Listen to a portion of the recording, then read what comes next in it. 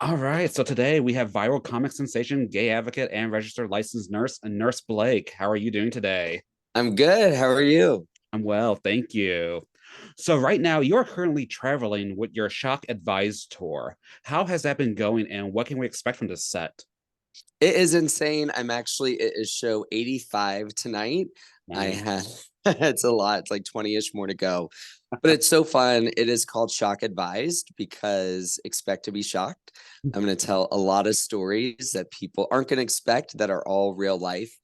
And it's about an hour and 45-minute set. So it's super interactive, a lot of fun audio and visual elements. So definitely keeps people on the edge of their seat. One lady, she did piss her pants Oh my God. Hopefully from during laughing too hard. exactly, and that's what it was from. Okay, good, good.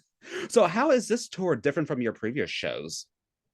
Yeah, so I've done three other tours before. My first one was called the Call Light Tour, which is just kind of a little introduction about me.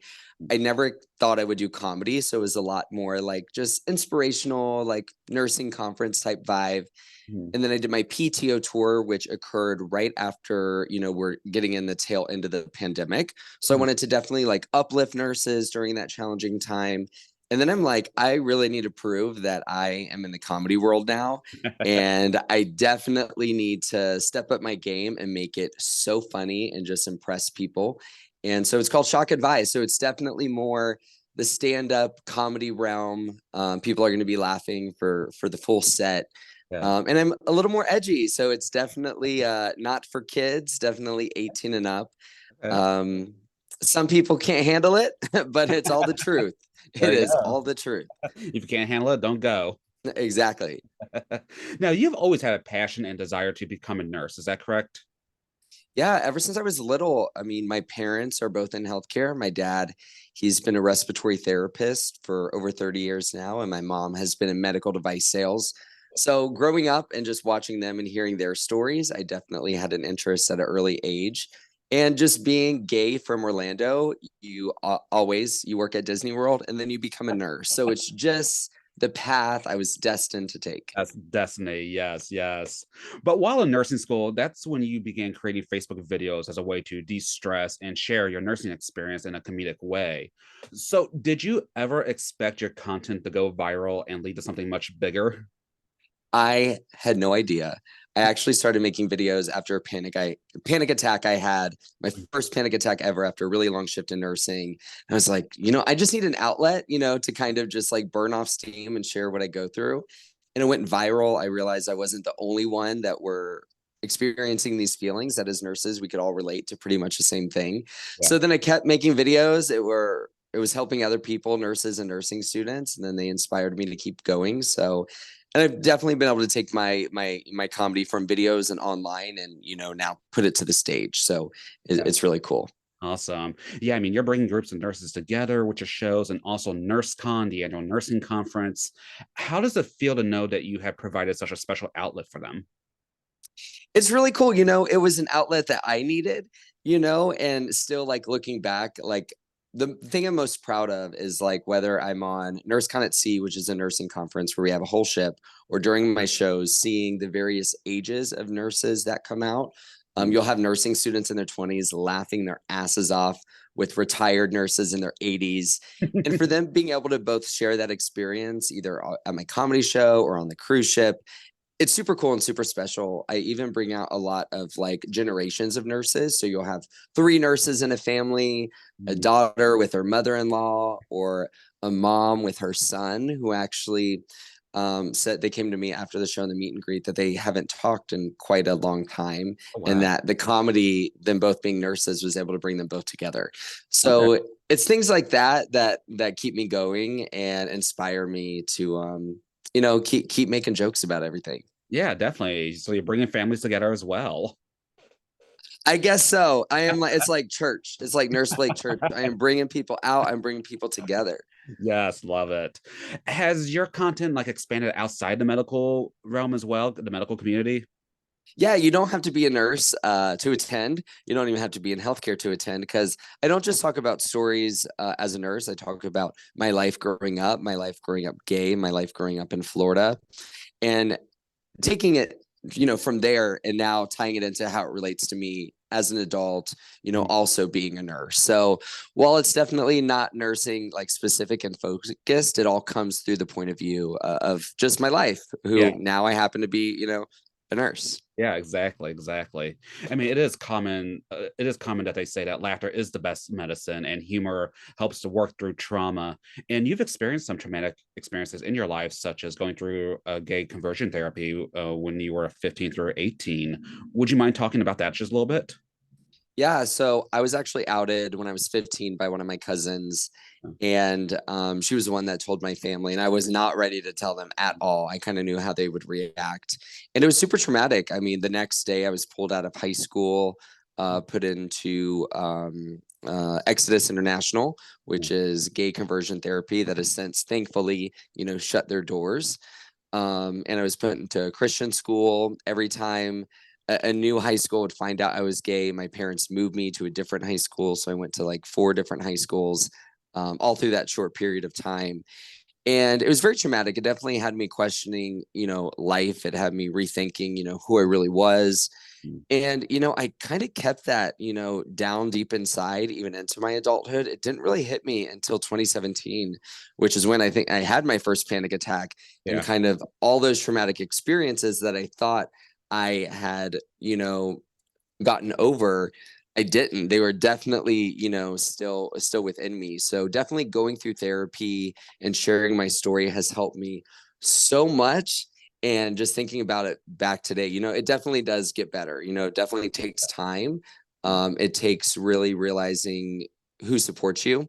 Mhm. It doesn't have to be blood family to be considered your family. So surrounding myself with my close family that always has my back and supports me, and my best friends that have been there ever since I came out when I was 15. So yeah, I definitely use humor to get through that. Get through that. I also talk about it during my show, going through gay conversion therapy, and I even joke like gay conversion therapy was bad, but that's where I learned some of my best tricks. Okay. If you know what I mean. Yes, yes. I know my parents putting me, in gay conversion camp with 3,000 other gay guys.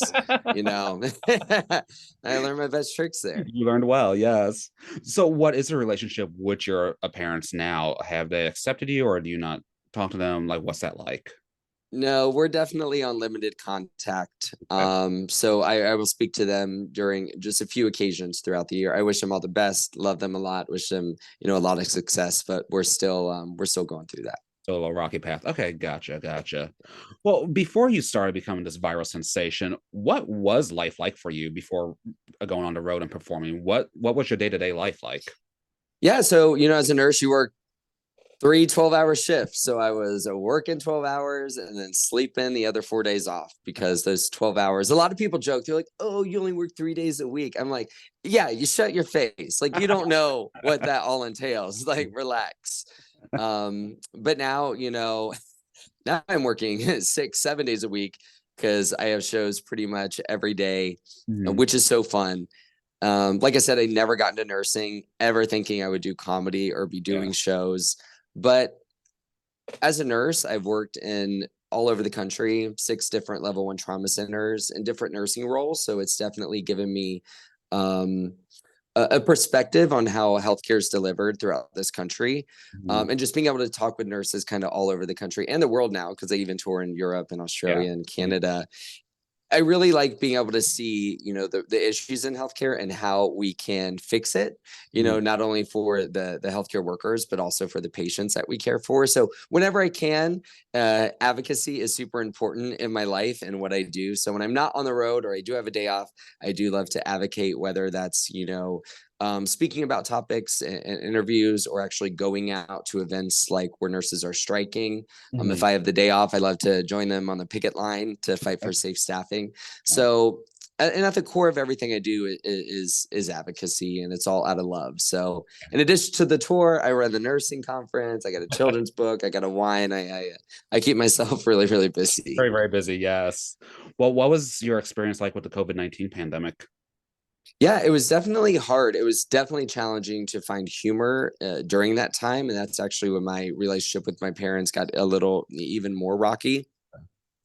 Um, And it was hard for me to kind of continue with my videos and my humor on a regular cadence that my audience was used to. So I was not doing comedy. I did not find life funny at Yeah. that time. It definitely took me about 4 or 6 months into COVID to be able to start making videos again, because I had nurses reach out to me like, Blake, like, where are your videos? Like, please. And I realized, like, for myself, like, I needed humor during that time. And even though we were going through something super traumatic, I learned to find humor in the darkness. Mhm. And I realized, like, it's okay to find humor in the darkness and to Yeah. laugh about the hard times. So it was definitely a learning experience, not only for me as a nurse or as a person, but, just as a comedian. Yeah, definitely. I can only imagine what many nurses were going through during that time because this was a time when nurses and doctors were heroes to some, but also the enemy to others. Like with these mandates and these vaccines, like I really still don't understand the way of thinking with some of these people, but I could only imagine like what many of you nurses went through. And so it's really awesome that people like reaching out to you, be like, we need that humorous outlet. So keep doing what you're doing, come back to us. Yeah, they're like, "Where are you, please?" I'm like, "I'm crying in my room, like everyone else with a mask on." Yes, yeah. But it reminded me of the importance of humor for sure. Mhm. Definitely. So yeah, tell us about this new book that you released. It's called Santa Sent to the ER. Is that correct? Yeah, it's my second children's book now. What I love about my audience is not only am I able to connect with the adults that are typically healthcare workers, but they share my videos with their kids and with their family members to be like, this is what nursing is like. So I knew early on in my career I wanted to write a children's book.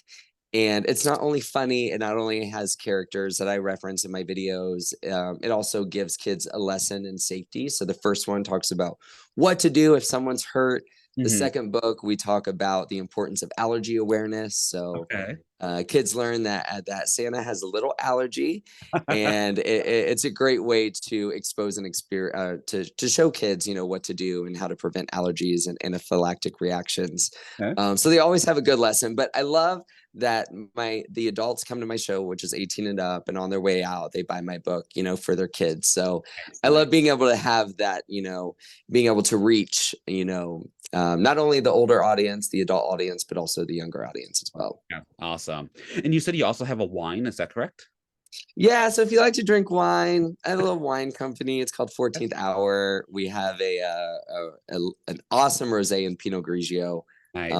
One of my biggest supporters growing up throughout me coming out has been my grandmother, aka Nan, who a lot of people know and love. They see her in my videos. She's a hot mess. She's a big wine drinker, so it's a project we were able to work Okay. on together. And I'm really proud of it. It's called 14th Hour because, nurses work 12. Yeah. So on the 13th hour, they're driving home crying. And on the 14th hour, they should Freaking and be crying. having a glass of my wine. Yes. Love it, love it. Well, what advice can you offer to those who are considering a nursing career? Do it. It's Yeah. not easy. You're going to want to quit at least every other day. You're definitely going to have a meltdown, but we need more nurses in this profession. We need more good nurses in this profession. We need nurses from different minorities and backgrounds, especially in the LGBTQ plus world. I mean, the more representation we have as nurses, the more we are able to really care and provide the best care for our patients. So having our nursing workforce look more like the communities that we serve is definitely better. Awesome, fantastic. Well, Blake, what are some future goals you hope to accomplish with your career and platform?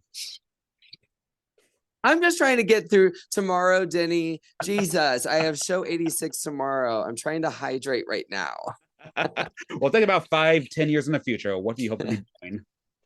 I hope to be doing a lot more, nursing conferences for nurses. I hope to have an app for nurses where they can receive all their continuing education for free. Um, and I hope to be giving back more, whether that's in terms of like, scholarships to future nurses or helping, new nurses now when they need it. I always do the big Nurse Blake Awards at the end of the year where you give out, a little bit of cash to the nurses that need it. So continuing to grow, those projects and programs that I do. Awesome, fantastic. Well, how can one stay up to date with you the best? You can follow me everywhere on you can follow me on Instagram, TikTok, ancestry.com, eHarmony, Tinder Grinder, all on Nurse Blake. You're everywhere. Awesome. Well, then before we wrap up, are there any other upcoming projects or anything else you'd like to mention or plug at this time? Nurse Blake's come to Australia again, so I'm actually going to be playing the Sydney Opera House in Nice. February, which is I'm Okay. super excited about. And NurseCon at Sea, we're growing that brand and conference. We're going to have our first land-based event actually in September. We're taking over Orlando, Okay. so Disney super World? excited about that. Disney World? Oh, Universal, Okay, Universal. yeah. So, so great. Yeah, Yes. Denny, fun fact, I actually used to work at the Magic Kingdom. Really? Um, Okay, what'd I you do? was I was Peter Pan. I could see that. I could definitely see that. It was me. Awesome. Fantastic.